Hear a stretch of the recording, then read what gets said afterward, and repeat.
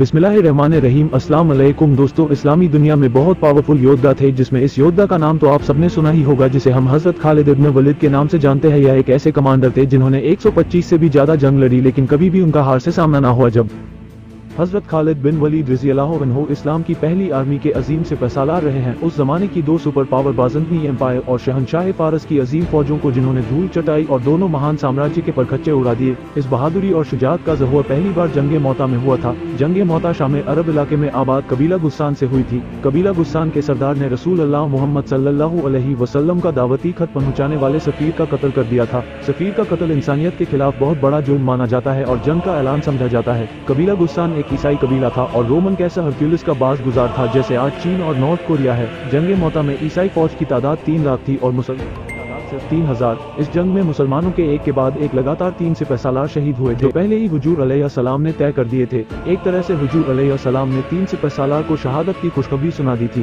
बहरहाल जब तीनों सिपहसालार शहीद हो गए तो हजरत खालिद बिन वलीद ने खुद आगे बढ़कर फौज की कमान संभाल ली। इस जंग में इस्लामी फौज का जिंदा बचकर आ जाना ही बहुत बड़ी फतह थी। हालांकि जंगे मौता में फतह नहीं हुई थी, मगर शिकस्त भी नहीं हुई थी। हजरत खालिद बिन वलीद रज़ियल्लाहु अन्हु ने बड़ी होशियारी से मैदान जंग से इस्लामी फौज को बाहर निकाला था। इस जंग में 12 मुस्लिम फौजी शहीद हुए और ईसाई मरने वाले फौजी कई हजार थे। इसी बहादुरी और शुजाअत को खिराजे तहसीन पेश करते हुए रसूल अल्लाह मोहम्मद सल्लल्लाहु अलैहि वसल्लम ने हजरत खालिद बिन वलीद रज़ियल्लाहु अन्हु को सैफुल्लाह का खिताब अता फरमाया था।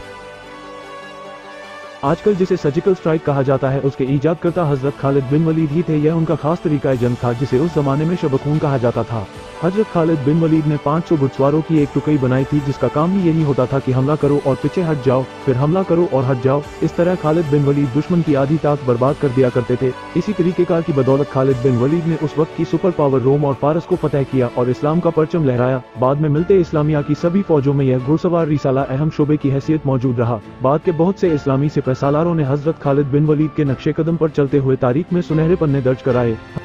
हजरत सलाहुद्दीन अय्यूबी, मूसा बिन नसीर, तारिक बिन जियाद और मोहम्मद बिन कसिम इस फहरिस्त के नायाब में गिने रहे हैं।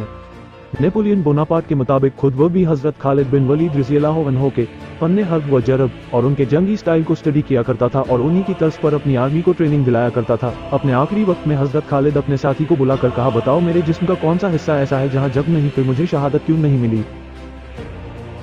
साथी ने जवाब दिया, आपको अल्लाह के रसूल ने सैफुल्लाह कहा, यानी अल्लाह की तलवार। भला अल्लाह की तलवार कैसे टूट सकती है?